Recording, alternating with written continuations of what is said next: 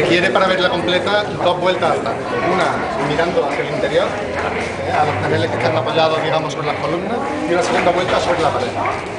La exposición tiene tres niveles de lectura. Una manera de visitarla es pasearse delante de las fotografías y ver lo bonitas que son, sin más.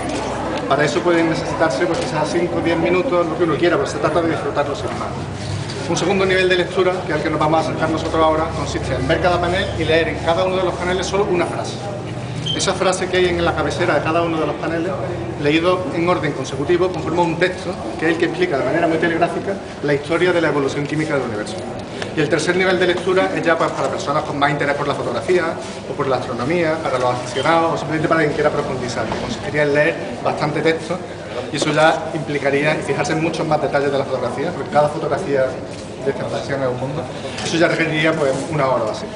Yo por mi experiencia no traía una inauguración nacional del Año Internacional de la Astronomía, pero nosotros vamos a pasar directamente a la narración de la historia que cuenta la exposición a través de imágenes.